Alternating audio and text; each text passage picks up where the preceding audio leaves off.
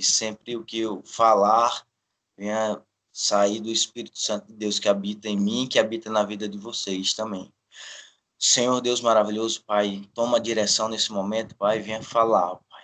Espírito Santo de Deus, Senhor, toma a direção, ó Pai, não deixe que nada saia de mim, ó Pai, que não seja vindo do Senhor, Pai, diretamente do trono, ó Pai. No nome do Senhor Jesus Cristo, que eu te agradeço, ó Pai. Amém, Pai. Amém. Uma pequena palavra, curta, mas bem objetiva, que Deus tem ministrado em meu coração já em algum tempo, né, e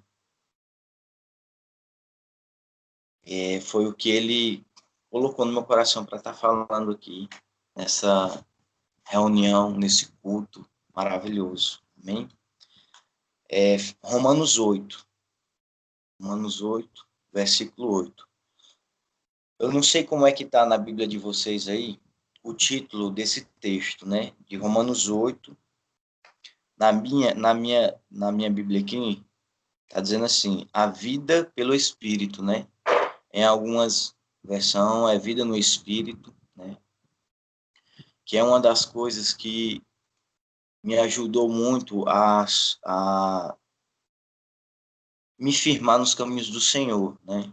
A me livrar de vários vícios que eu tinha, né? Eu fui dependente químico, eu, eu era usuário de álcool, de drogas, de cigarro, eu era escravo mesmo do pecado. E foi através da vida no Espírito, né? Sendo guiado pelo Espírito que ele me curou e me fez com que eu tomasse posse da cura dele sobre a minha vida. É interessante, porque o Espírito Santo de Deus, ele, no Antigo Testamento, eram basicamente três classes de pessoas que tinham esse privilégio de ter o Espírito Santo, né? Que eram os reis, os sacerdotes e os profetas, né? A Bíblia, no Velho Testamento, ela deixa bem claro que o Espírito Santo de Deus ele permanecia basicamente nessas três classes de pessoas, né? Reis, sacerdotes e profetas, né? Mas depois da obra de Jesus realizada aqui na Terra, né? Jesus ele veio para morrer por nós, derramar o seu sangue na cruz do Calvário, nos dá uma vida santa, né? Nos redimir de nossos pecados. E em João capítulo 14, 15, 16, ele deixa bem claro lá aos discípulos que iria, né? Ele fez uma reunião com os discípulos e disse, ó, eu estou indo para o Pai. Isso foi antes dele ser sacrificado, né? Dele ser crucificado por nós, para redimir a gente do nosso pecado, para nos libertar, né? E ele disse para os discípulos, ó, estou indo para o Pai, né? Mas não fiquem tristes, que eu tenho que ir para completar minha obra, mas enviarei a vocês outro Consolador, né? Enviarei a vocês o Espírito Santo, né? Porque no momento que ele falava que estava partindo para o Pai, os discípulos eles ficavam tristes, né? E aí ele voltava a frisar sempre esse ensinamento, né, dizendo para os discípulos que iria, mas iria enviar o outro Consolador, né, que o Espírito Santo de Deus, que inclusive foi até prometido desde o Velho Testamento, né, em Joel capítulo 2 a gente vê, né, uma profecia feita pelo profeta Joel, que Deus derramaria sobre toda a carne, sobre todos aqueles que fossem chamados, né, do seu Espírito, né. A promessa é essa que foi cumprida em Atos 2, quando Jesus morre, ele é ressuscitado, e aí ele reúne os discípulos e diz, ó, eu quero que vocês permaneçam aqui em Jerusalém até que meu Espírito seja derramado sobre vocês.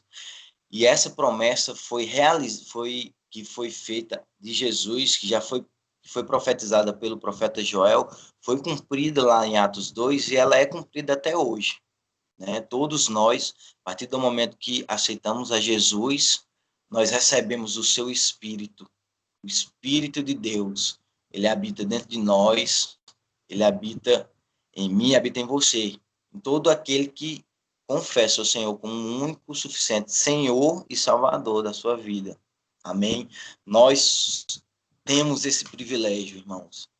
Nós temos esse privilégio de termos o nosso Deus. Veja só, muitas vezes, quando nós nos deparamos com algum tipo de circunstância que vem nos entristecer, eu fiquei muito feliz, irmã, quando a irmã falou aí que no momento que seu filho chegou na sua casa, né, vindo de uma situação, né, criou-se uma circunstância em que, na maioria das vezes, quando a pessoa não tem o Espírito de Deus, ela entra em desespero. Não, mas a irmã, graças ao Espírito Santo que habitava nela, na irmã, ela descansou em Deus.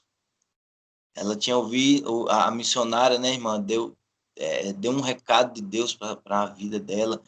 E Deus também nos dá esse recado através da sua palavra também, irmã, que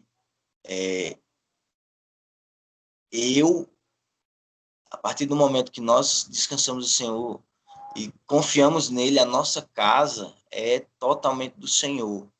No momento que nós descansamos, irmão, vou liberar aqui uma palavra aqui para vocês aqui de Deus. Você e sua casa não pertencem a esse mundo, irmã. Irmãos, as casas de vocês, suas famílias não pertencem a esse mundo, não. Não são do maligno, eles perderam a vez em o nome de Jesus. Você e sua casa pertencem ao Senhor. Eu declaro que mal nenhum tocará. Mal nenhum tocará. E eles serão todas as suas... toda a família de vocês serão sim do Senhor, irmãos. Eu declaro em nome de Jesus.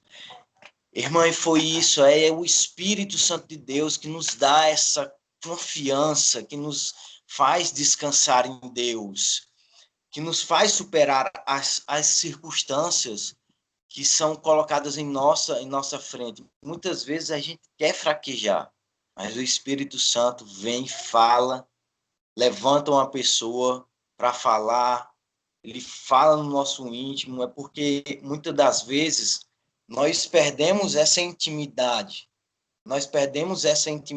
com o nosso Deus.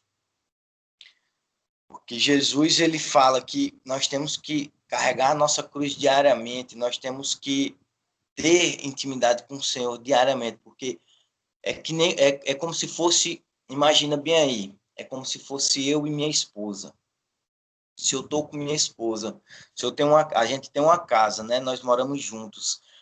Se eu passo 1, 2 dias, 3 dias sem estar em comunhão com ela, sem conversar com ela, sem ter momentos de intimidade com ela, o nosso relacionamento vai se enfraquecer, vai enfraquecendo o relacionamento da gente, né? E muitas das vezes é o que acontece com muitas separações, né? Falta de uma intimidade, falta de uma confiança, né? E é isso que nós temos que ter com o nosso Deus diariamente, porque quando nós vamos perdendo essa intimidade, a gente vai se enfraquecendo, irmãos, e o diabo, ele não brinca. Quando a gente abre brecha, ele trabalha pesado para nos tirar do caminho do Senhor, do foco do Senhor. Amém? Em Romanos capítulo 8, do versículo 8, versículo 7. 8, versículo 7. A mentalidade da carne é inimiga de Deus, porque não se submete à lei de Deus, nem pode fazê-lo. Quem é dominado pela carne não pode agradar a Deus. Entretanto, vocês não estão sob o domínio da carne, mas pelo Espírito. Irmãos, preste atenção que o Espírito, bem aí, nesse versículo 9, bem aí, ó, vocês não estão sob o domínio da carne, mas do Espírito. Esse Espírito é com a letra maiúscula, irmãos. Todas as vezes que nós encontramos a palavra Espírito com a letra maiúscula, a Bíblia ela se refere ao Espírito Santo de Deus. Esse Espírito que habita em nós. né? Em Paulo, o apóstolo Paulo, na carta de Coríntios, ele fala muito bem, várias vezes, não sabeis vós que sois o templo do Espírito Santo? É esse privilégio que nós temos um privilégio.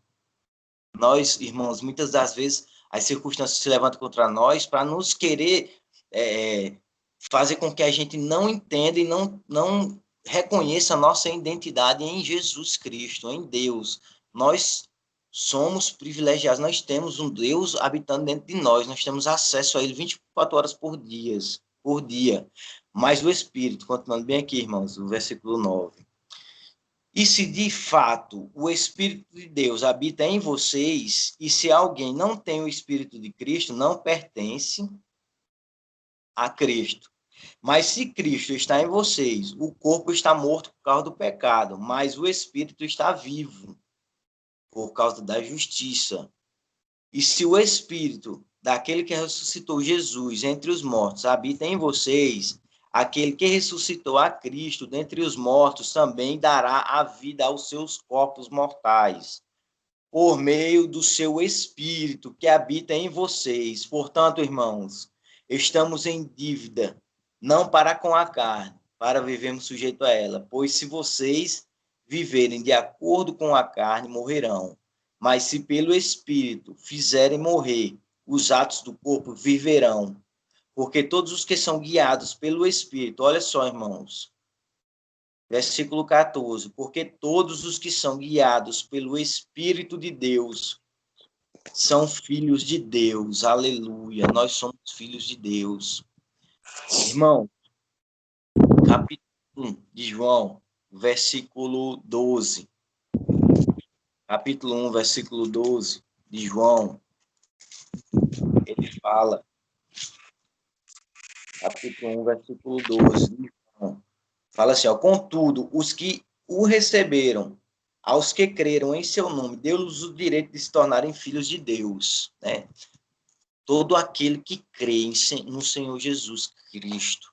Quando nós tomamos a nossa decisão de sermos, de termos nosso Jesus como Senhor e Salvador de nossas vidas, nós nos tornamos filhos, certo? Só que esse filho, bem aqui no versículo 12 de João, o original dele, ele quer dizer, no original, no grego, ele tem um significado, ele tem um dos significados dele é filhos imaturos, bebês, recém-nascidos.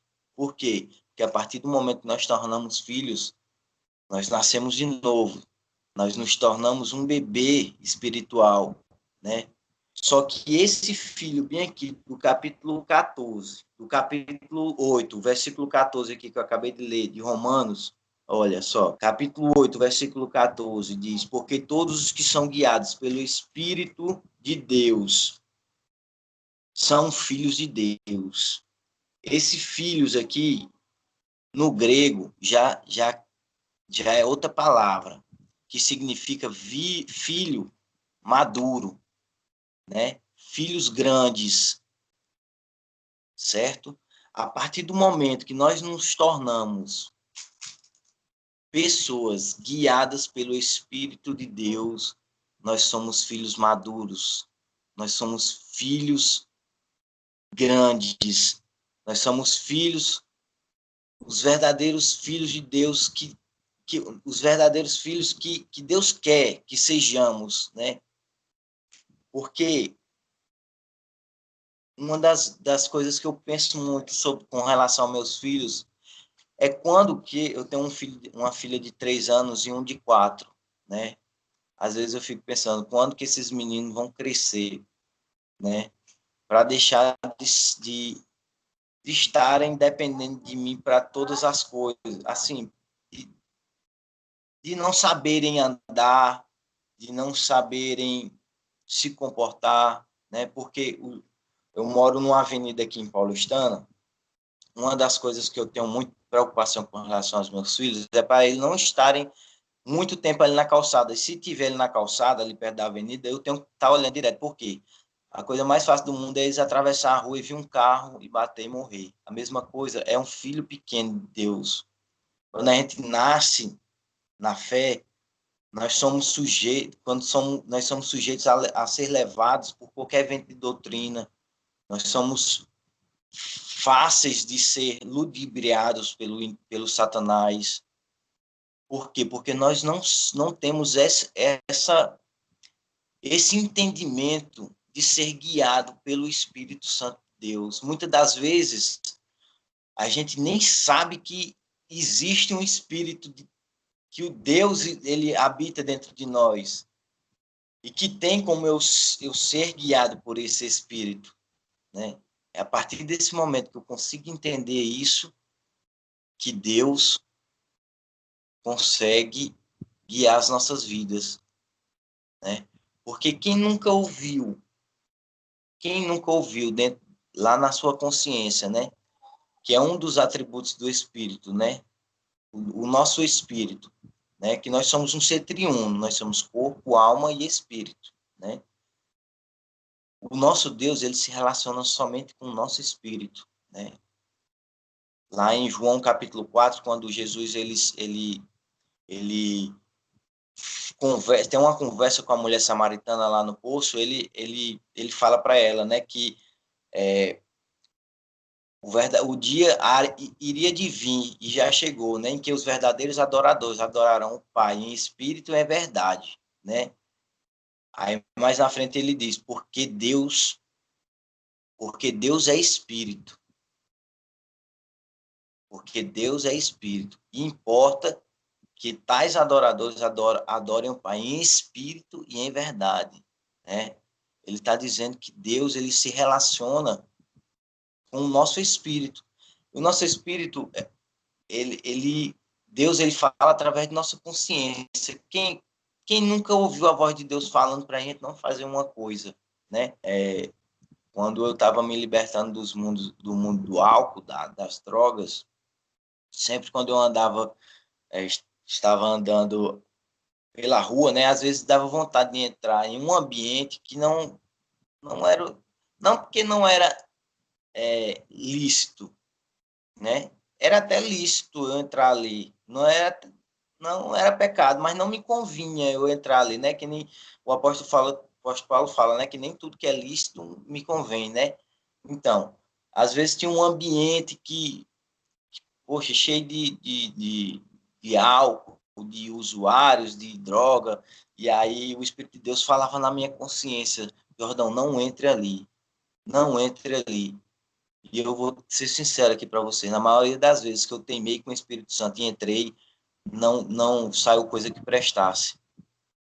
E aí foi aí que eu comecei a ouvir a voz de Deus, né?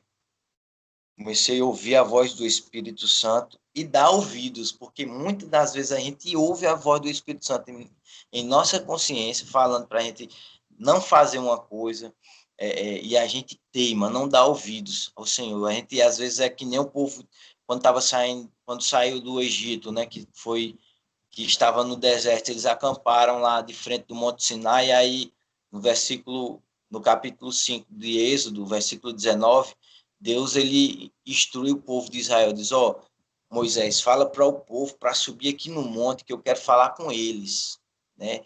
E aí o povo de Israel vê aquele movimento da presença de Deus, né? Que é trovões, relâmpagos, e o povo ficou com medo de subir ao monte.